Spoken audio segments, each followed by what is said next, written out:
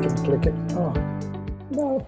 So I'll start with my my backstory, so you get an understanding of where I'm coming from, and and very much also about the break in my story, because that's an important part as well. So I think this whole journey of mine, well, journey started when I was born, but this particular journey,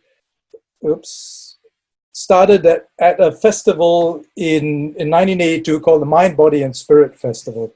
So it's an awesome festival. It's like all year. It was the New Age event at that time. You know, crystals, essential oils, meditation techniques, yoga classes, spiritual readings, you know, the whole works. And but one thing in particular took my attention was this little stall which said London Key Clubs, and they were talking about Aikido, but they're not just talking about Aikido, but they're talking about Aikido with Ki. And I'd heard about Ki as like a kind of energy, universal energy. So I was very kind of intrigued. Anyway, they had a demonstration. People, young little persons throwing big persons, and I got really excited by that. And I thought, oh yes, I want to do this. And so I signed up. I signed up to their club, and 2 years later, in 1984, that's me there at the bottom right, the woolly guy with the glasses, and with Maruyama Sensei, who was the head instructor from Japan, and he had come to visit us. And while we're here, so I was about 25 years old at the time, and I would say I was suffering from dysphoria. I think depression, and I actually went up to the instructor Maruyama and I asked him, you know, what does Aikido have for depression? How can it help? And he gave me 3 words. He said three. He smiled and he told me 3 words. And the thing is, those words were so simple that I didn't take them on board, and I forgot them for about 30 years. Hence the story.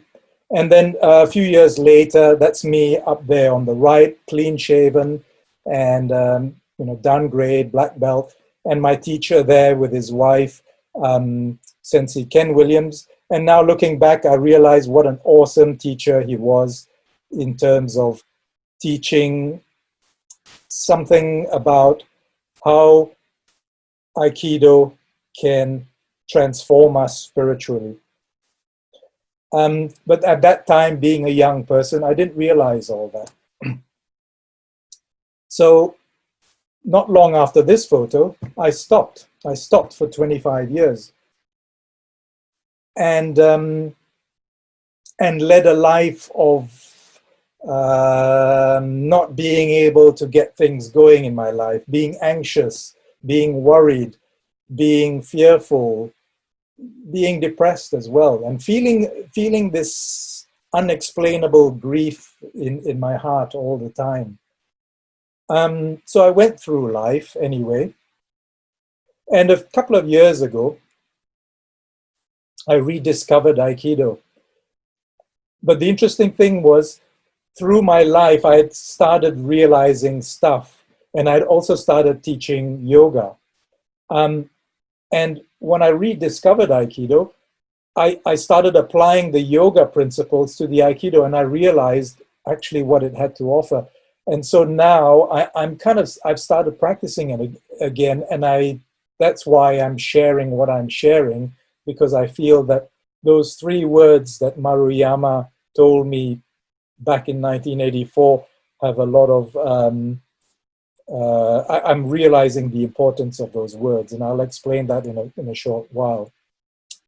So And I realized one of the things around what I was experiencing in the last 25 years was a lack of courage, or something that I thought courage could be a mood that I could cultivate in order to overcome these shortcomings. And seeing as we're talking about freedom, I felt through my life that I wasn't free. I was trapped by my anxiety. I was trapped by my mindset. I was trapped by, like what Sylvia says, my mindset around my financial, my approach to money. And, and I tried all sorts of courses, workshops and things, and I couldn't work my way out of that trap. And now we've been through this crisis. It's come out more and more. It's become more apparent, hasn't it, that really everyone is going through this journey as well, and they're realizing perhaps more and more through this crisis how it's actually been part of them, part of their psyche, the uncertainty, the fear, the anxiety. But especially what I've noticed in social media is the anger. People might not admit that they're afraid or anxious, but they'll certainly show anger. And it's all sorts of people who are showing anger and resentment. And that's an interesting thing. People on the right side of the spectrum, people on the left side of the political spectrum, whether it's racial anger, whether it's social anger, it's political anger, it's personal anger, it's all out there on Facebook. It's quite an interesting thing. So where is this anger coming from? And I feel that the anger is actually coming from the fear which is unexpressed or which is unacknowledged. So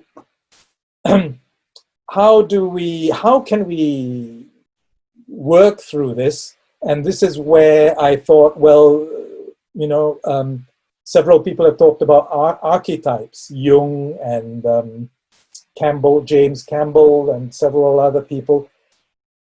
And one of the archetypes are like, how would you say, models of people. So you've got the king archetype, you've got the magician, you've got the warrior, you've got the teacher, the joker, the fool. And I thought the warrior archetype could be a useful one. So what is a warrior? There have been all sorts of warriors throughout history. There was Musashi, who was a famous samurai, apparently unbeaten. There was Boudica, the British. She was a noble person who, in her fury, when her husband died, her daughters were submitted to torture, and they were raped and she was tortured. And in her fury, she brought the British people together and went and raided the Roman towns in Britain.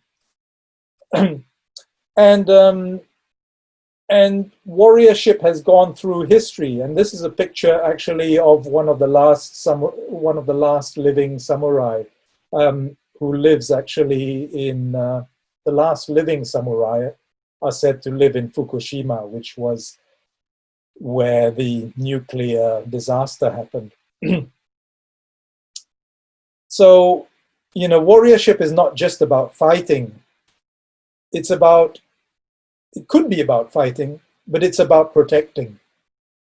It's about protection, and it's about loving protection and reconciliation. So Morihei Ueshiba was the founder of Aikido, and he towards the end of his life, he always talked about Aikido as a vehicle for universal peace. So what did he mean by that? Because actually I felt that a lot of his people who succeeded him actually didn't understand what he was saying.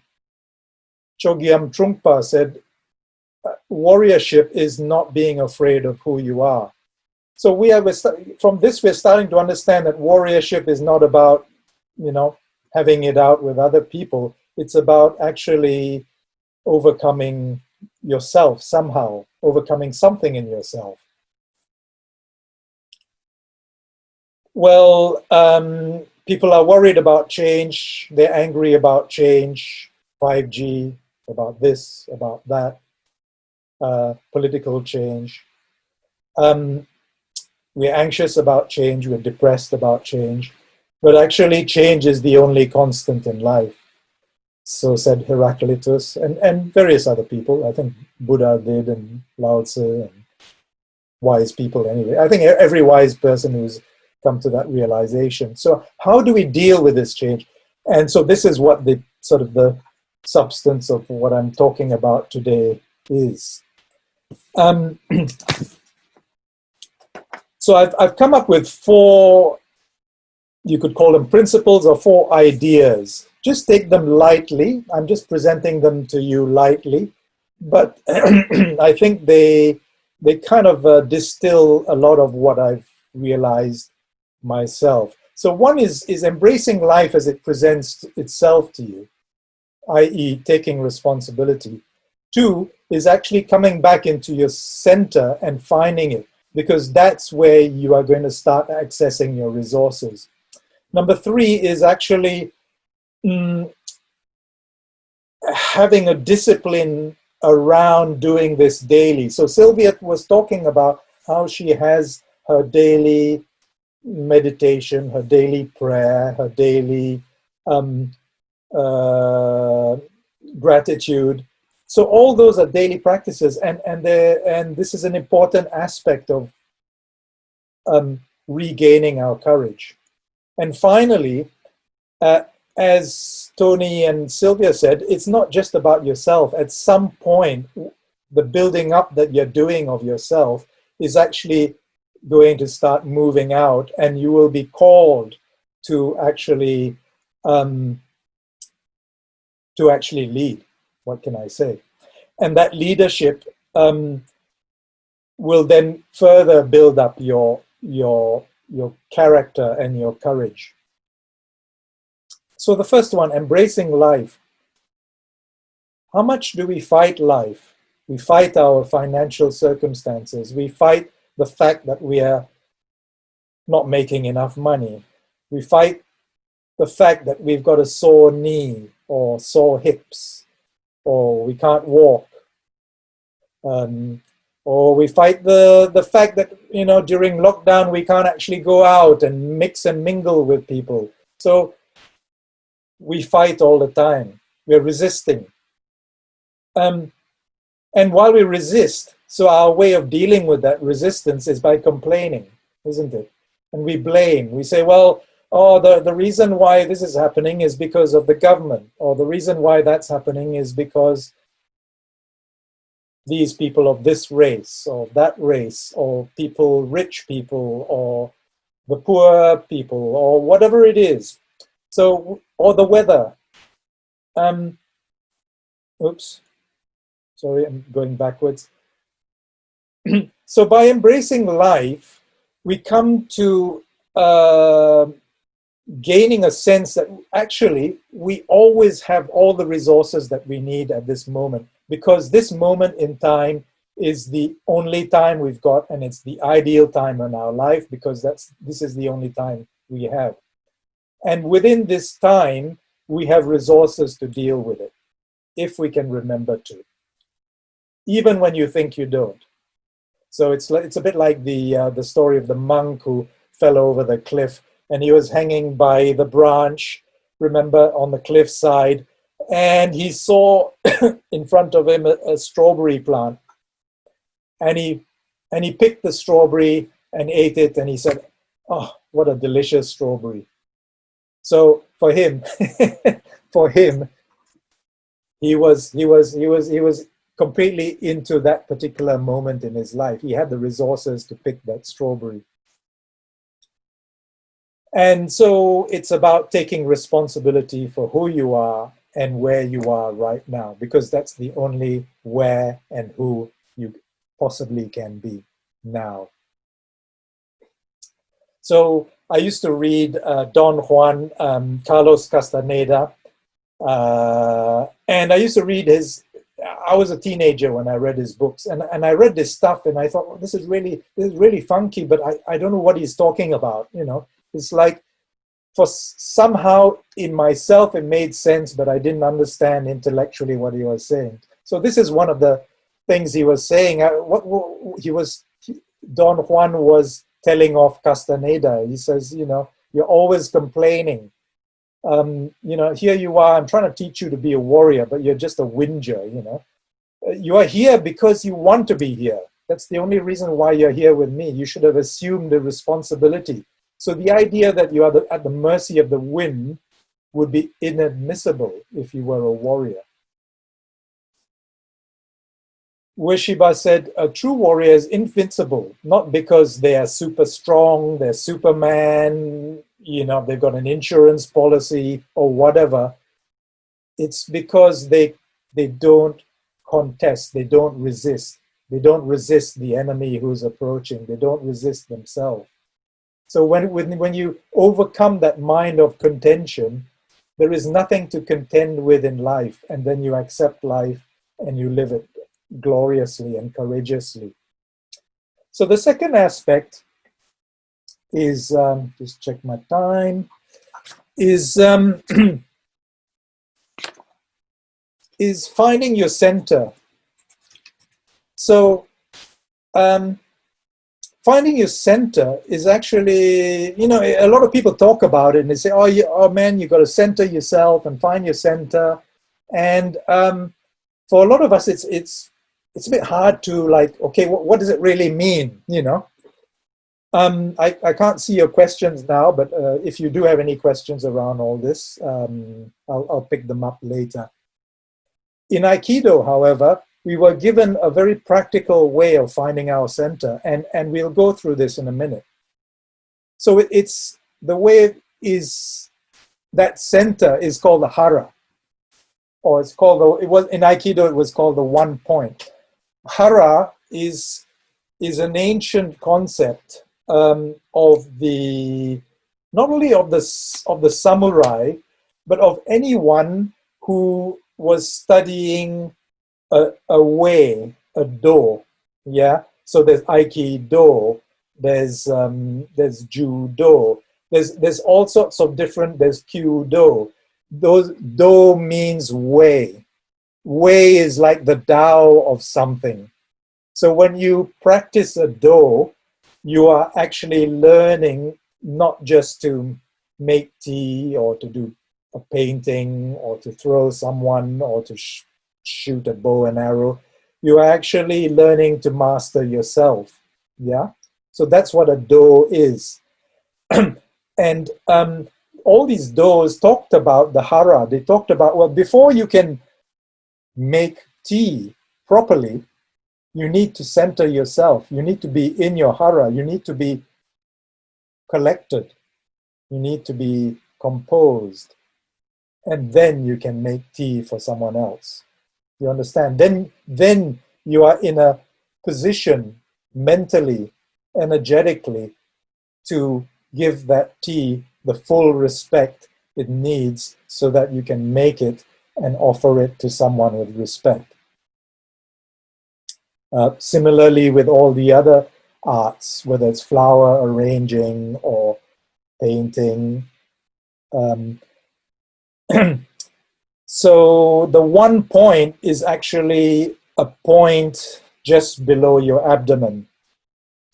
And when you mentally bring yourself to that point being your physical body of center of gravity, and you bring your mind to your physical center of gravity, then it is said that mind and body coordinate because they're both in the same place. And then this is where the wonderful flow of Aikido happens. This is where the wonderful movement of Japanese archery happens, or the wonderful flow of the brush. So placing your mind in that center and practicing placing your mind in that center is what we were learning when we were practicing Aikido.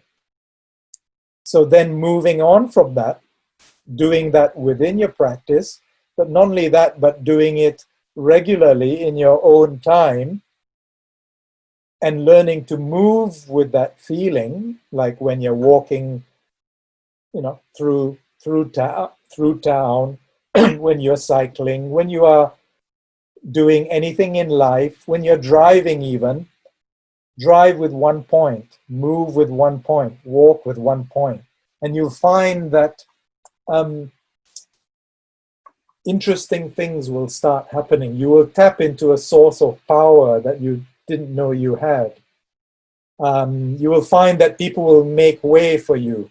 You won't bump into people all the time. You'll find that even in your driving, people seem to kind of flow around you rather than cut in on you. People complain about New Zealand traffic, but I've actually never had anyone cut in on me.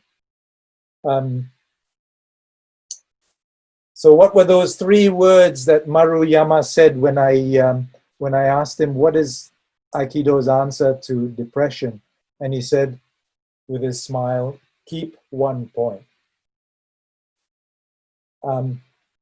So since I rediscovered Aikido and started practicing it again, and now I've started teaching it again, and also I'm doing workshops, so business workshops around the principles, I have been trying to follow his words.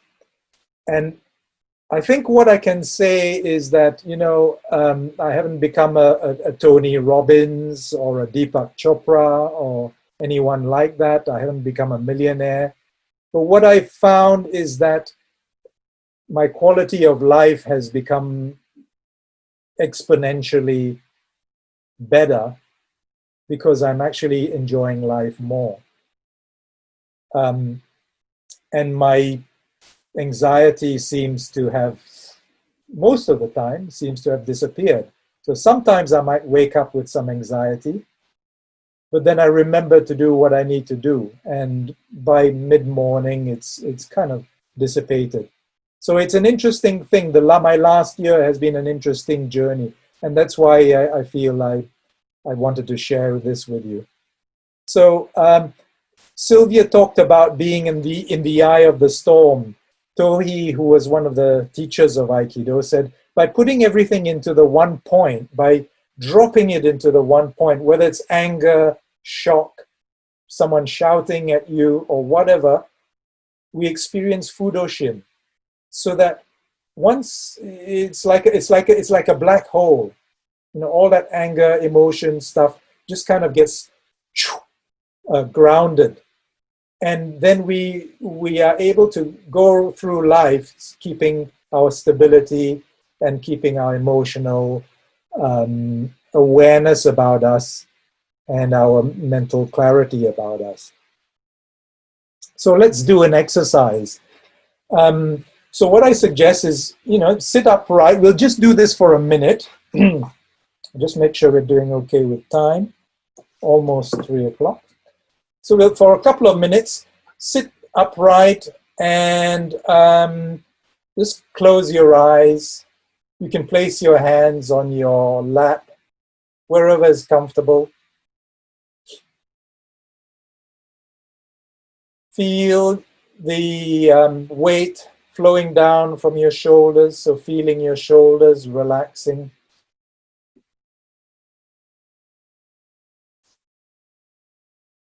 Your eyelids nice and relaxed. And bring your awareness down to a point just below the navel, just behind and below the navel. A point where you feel you can't tense it. It's like a space which you can't tense. So you might try tensing it a few times and then letting go. And just keep your awareness on that point.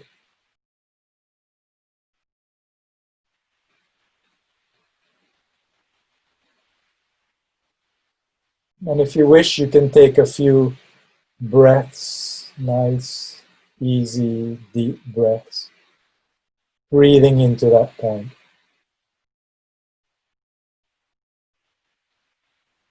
feeling your body becoming steadier and steadier and steadier.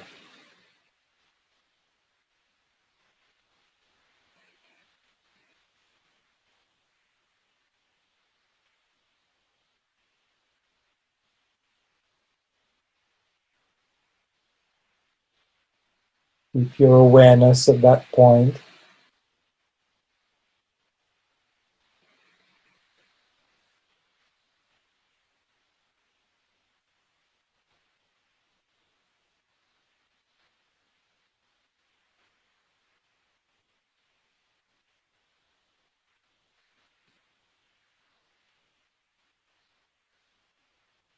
And now letting go of this.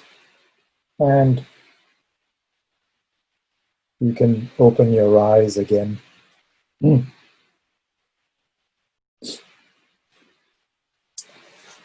So that point, or bringing our awareness to that point, in Aikido we actually have some little exercises where you can test the stability of a person and test their strength and things like that. And just by moving their awareness from up here where people usually are, because they're always in their head, they're always thinking, or most of us anyway. I'm sure some of you are very enlightened, so perhaps you've sussed it out already. But most of us are up in our heads. And when we're up in our heads, we're actually quite unstable. We are very easy to push over. And when you bring your awareness down to that point, amazingly, instantly, you become harder to move. You become more stable and more strong. And in fact, even with young children or small people, they become very difficult to lift, even though initially you could just lift them up. Yeah, that's the danger when you teach this to the kids, because once they learn how to keep one point, they're actually really difficult to lift. So it's a process of coming back to your natural stability, basically. And so we lead most of our lives being up in our heads, but we are then artificially unstable most of our lives. So it's no wonder that we feel anxious and fearful, because we're anxious about falling over, about tripping, about not being strong enough, because we're not connecting with our power. Yeah. So, we've managed to connect with our one point in this a few moments ago. How do we keep doing this? How can we actually make it part of our life? So of course you need practice. You need to get into the habit of chasing the mood, of actually grasping the mood. So it has to become a practice of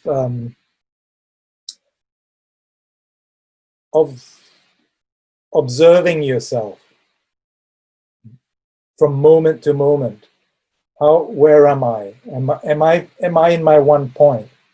So initially it's like you are checking, am I in my one point? But after a while you'll start feeling that when you are in your one point, your posture is such. And then you become aware of your posture. So am I in my posture? And when you're in your posture, then you know you are keeping one point. So then it becomes a repetitive, habitual thing.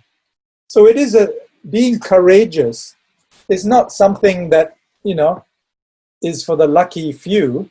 It is something that all of us can tap into, because we are all human beings. We all have the one point. We are all partaking in the universal energy. So none of us is left out. So courage doesn't come by chance or by anyone's permission. You don't need a guru to give you courage. You don't need a parent. You don't need a partner. You just need to make that choice. So once you've made that choice, then you have to be in a state of vigilance, of looking for the self-doubt and observing it. So you don't fight it, but you observe it. And once you observe it, you then remind yourself, okay, keep 1 point. Okay, keep 1 point. Yeah, I can feel that nervousness. I can feel that self-doubt. I can feel that I'm worried about my money or whatever it is. Keep 1 point. It's okay. The money will flow. And so it's a case of being aware. So you become self-aware, self-reflexive. I think that's the expression. And this decision to be vigilant and to practice daily this is what is called discipline. So when I was young, people talked about discipline. I read these books about Do and about the disciplines, and I resisted it because to me, discipline meant being controlled. It means someone punishing me if I didn't do this or I didn't do that. I'll discipline you. But now, 40 years on, I realize that discipline is actually not something that someone else does to you. It's something that you actually joyfully undertake yourself, because you know that that's what's making you whole. That's what's going to make you complete. So then you become aware that a warrior makes his or her own mood. They don't blame others for their mood. And then if they need to take on a particular positive mood, then they create it. And I'm sure Sylvia will agree with you that that's what a spiritual person does. So once we get in touch with that courage, and that's the secret, is that we are in charge of our mood. And that is a very, very powerful secret. And once we've got that secret, then we need to do something with it. We can't just self-aggrandize ourselves, and show people our powers and, oh, I can throw you, or I can do amazing stuff. There used to be this karate guy who would fight with bulls and things like that back in the day, or fight with tigers. Well, yeah, but, what is important? What is, why are we here? And I think Tony talked about, and I think Sylvia as well, talked about service. So we're not here just for ourselves. We're here also to help make the place a better place. So while everybody's complaining about their fears around COVID and all that, we can be different. We can say, well, actually, there's a lot one can do. There's a lot you can do for yourself. You can boost your immune system. You can do stuff to be healthy in life. You can do stuff to help people who are suffering from COVID or who are suffering from the economic fallout. So we can start having a higher overview of the crises of the world.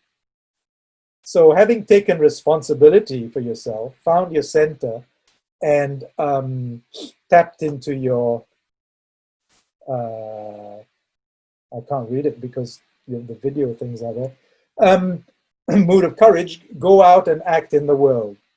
So try and take a higher level view and see actually, okay, this is what's happening, but actually what amazing experience are we getting out of this? Maybe for a lot of people, being in lockdown was an awesome experience to experience family more.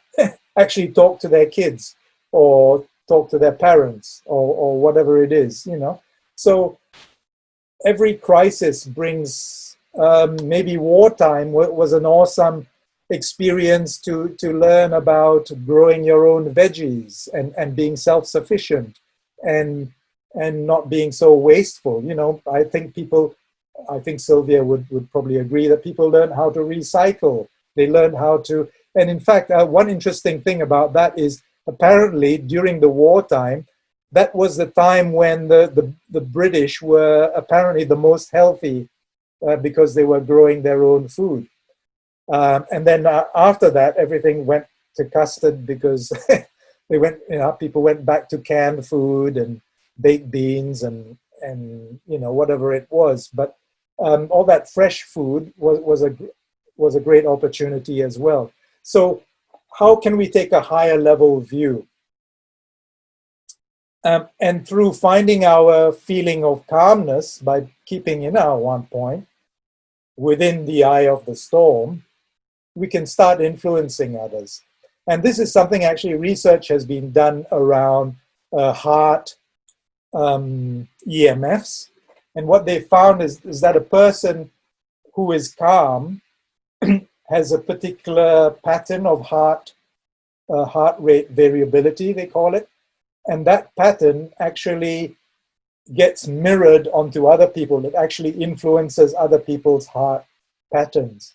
So through having a pattern, an energy pattern of calmness yourself, through cultivating that, you will naturally be influencing other people. And you will know that, like, for instance, animals come to you, and kids, don't they open up to you. And so be aware that by cultivating your own center, you are actually helping the world just by doing that.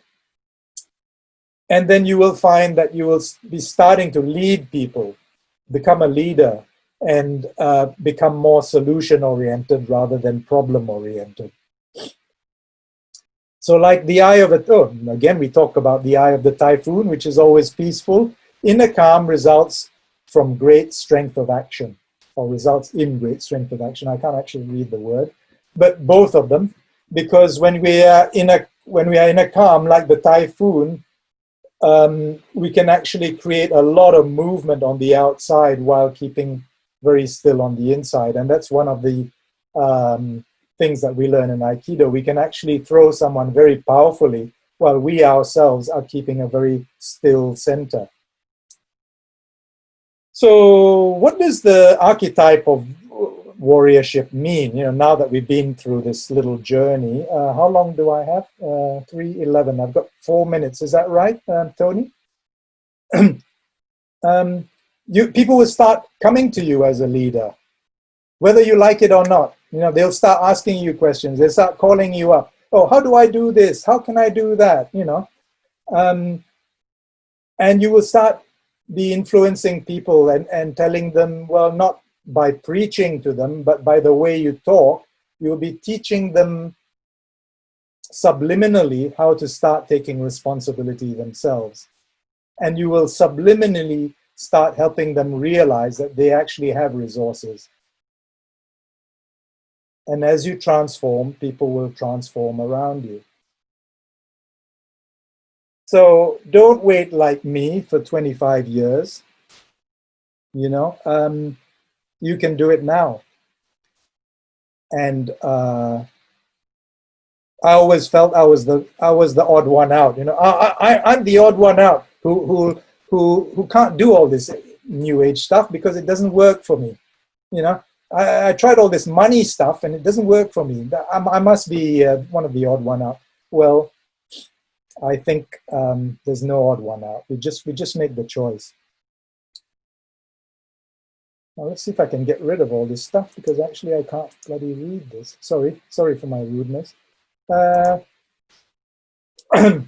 Anyway, I'll try and guess what I'm saying there. In courage, we feel vulnerability. So courage doesn't mean that you become hard like a hard shell. It means that you actually open up to the world. We actually feel the sorrows of the world, the tragedies and the sorrows. Yet, we also know that we can have a higher view. And so we help people by uplifting them. We see it as our contribution to uplift others in the way we speak. So, and also we try to feel and tap into the divine creative flow of life. And this is what was called Qi in Aikido, or Qi in Qigong, or Tai Chi. And really, like Sylvia said, that is our only freedom. That is the only domain where we can make a choice. It's that choice to actually become whole ourselves, to tap into our resources, to find our courage, and to become a leader. That is the only choice that we have, really. I mean, sure, from there, then we can work outside into the world and change the politics and change the, health systems and all those things. But I believe we need to start from the center. Be the peace you want to see in the world. So that's me. Thank you very much. So based on that and more, I do Aikido classes, which is called Mind Body Aikido. And I also do business courses, workshops based around these principles, where I share these principles and take people through physical experience of tapping into the one point and various other principles. So please do go and have a look, mindbodydojo.nz. And thank you very much, everyone. I'll just stop sharing here. How do I stop sharing? Oh, I need to escape. Stop sharing. And there we go. No questions? Yeah, so over to you, Shane. Thank you very much, everyone, for your attention.